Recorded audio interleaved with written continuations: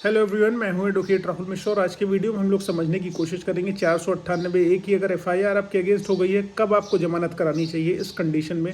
आज हम लोग इसको डिटेल में समझने की कोशिश करेंगे, लेकिन उससे पहले मेरी आपसे रिक्वेस्ट है कि अगर आप लोग चैनल पर नए हैं या पहली बार आ रहे हैं या अभी तक आप लोगों ने इसे सब्सक्राइब नहीं किया तो प्लीज़ सब्सक्राइब करिएगा। साथ ही साथ एक हम्बल रिक्वेस्ट और है, अगर आप मुझसे पर्सनली मिलना चाहते हैं लखनऊ, दिल्ली, इलाहाबाद में या टेलीफोनिक कन्वर्सेशन करना चाहते हैं तो अपनी अपॉइंटमेंट शेड्यूल कराकर मुझसे बात कर सकते हैं। नंबर आपको डिस्क्रिप्शन में मिल जाएगा, डायरेक्ट कॉल न करें।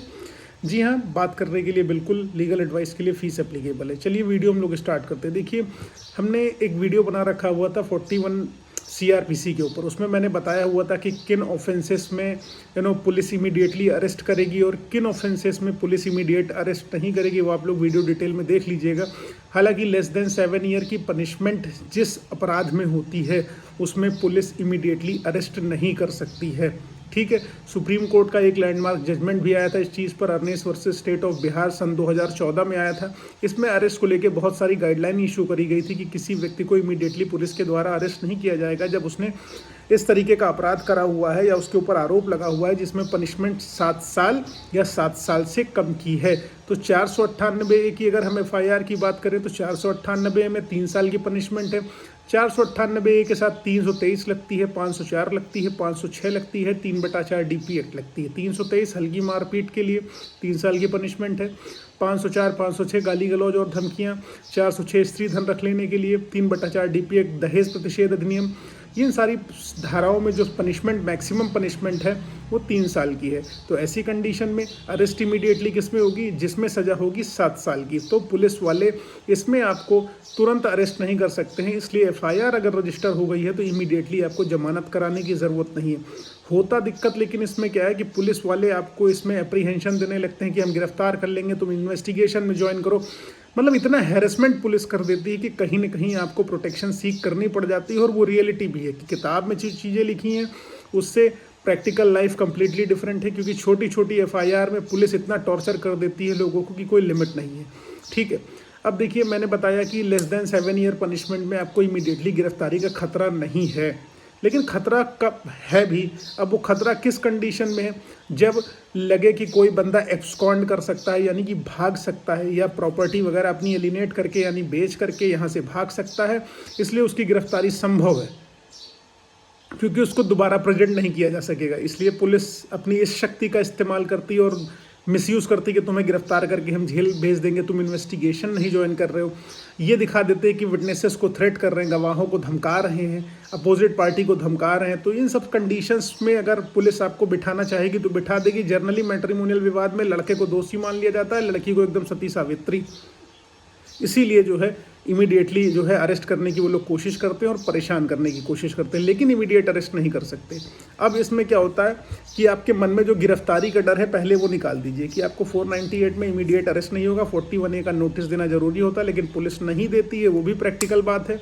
इसलिए करें क्या भाई साहब, करना क्या हमको? देखिए, जब गिरफ्तारी का डर नहीं है, जमानत कराने की इसमें भी ज़रूरत नहीं है, तो आप को ना एंटीसिपेटरी बेल दाखिल करनी है ना रेगुलर बेल दाखिल करनी है। अब ये मैट्रिमोनियल विवाद है, इसको मीडिएशन में भेजा जाएगा, मीडिएशन में भेज दिया जाएगा। जब मीडिएशन आपका फेल हो जाएगा तो दरोगा क्या करेगा, आईओ क्या करेगा? आईओ इस मैटर में चार्जशीट दाखिल करेगा। जब आईओ चार्जशीट इसमें दाखिल कर देगा, आपके अगेंस्ट वो चार्जेस लगा देगा कि आप इस चीज़ के आरोपी हैं। चार्जशीट पे पेश होने के बाद आपको क्या करना होगा?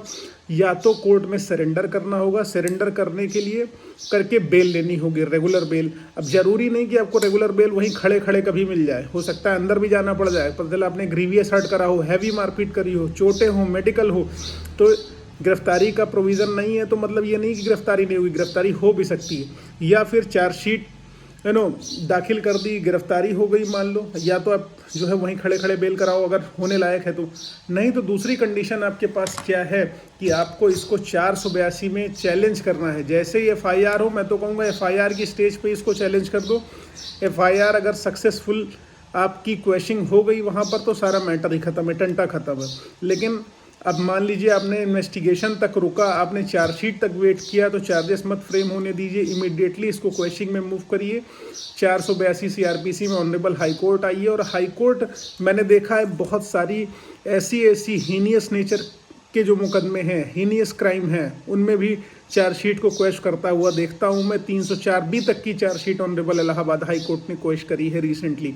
इसलिए आप टेंशन फ्री होके, अगर जैसे ही एफआईआर हो रही, पहले एफआईआर को क्वेश्चन कराने का अटेम्प्ट करिए, दूसरा अटेम्प्ट करिए अगर एफआईआर का नहीं कराया आपने तो चार्जशीट को क्वेश्चन कराने के लिए अटेम्प्ट करिए। चार्जेस फ्रेम होने से पहले कोशिश करिए कि, क्योंकि अगर आपने ये सब चीज़ें कर ली तो आपका मुकदमा एक बार वहीं से ख़त्म हो गया। जो 10 साल 15 साल का आपका बवाल है झेलने का मुकदमों का, वो सब कुछ नहीं होना रहेगा। इसलिए इट्स बेटर कि आप चार्जशीट क्वेश्चन के लिए इलाहाबाद हाई कोर्ट या लखनऊ हाई कोर्ट, या मतलब जहाँ का भी आपका हाई कोर्ट हो, मैं मेजरली वकालत इलाहाबाद लखनऊ दिल्ली की है तो इसलिए मैं ऐसा बोल दे रहा हूँ, लेकिन जहाँ का आपका मैटर हो आप वहाँ पर जो है आप इसको क्वेश्चन के लिए जाइए, चैलेंज करिए।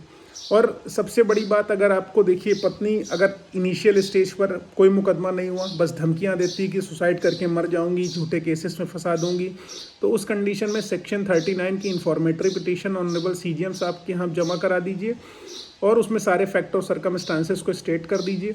उस में ये होगा कि अपोजिट पार्टी को नोटिस नहीं जाएगा और जब भविष्य में कोई घटना कारित होती तो आपके पास सबूत होगा, सर्टिफाइड कॉपी होगी कि आपने पहले ही सीजीएम साहब को नोटिस दे रखी थी। यही सूचना अगर आप पुलिस को दोगे, पुलिस नोटिस दे देगी अपोजिट पार्टी को, और अपोजिट पार्टी अगर आपको कल फंसाने वाली होगी तो अभी इसी वक्त फंसा देगी। इसलिए 39 की पिटीशन सीजीएम साहब के यहाँ डाल दो। जब फर्जी मुकदमे का भय है, झूठे मुकदमे का भय है, धमकियाँ मिल रही इस तरीके की, तो आप बच सकते हो। उम्मीद है जानकारी आपको पसंद आई है, समझ में आई। अगर ऐसा कुछ है तो प्लीज़ वीडियो को लाइक शेयर सब्सक्राइब डेफिनेटली करना। और फेसबुक इंस्टाग्राम ट्विटर पर अभी तक अगर आप मुझसे नहीं जुड़े हैं तो प्लीज़ वहाँ जुड़िएगा, लिंक आपको डिस्क्रिप्शन में मिल जाएगा। थैंक यू सो मच, जय हिंद।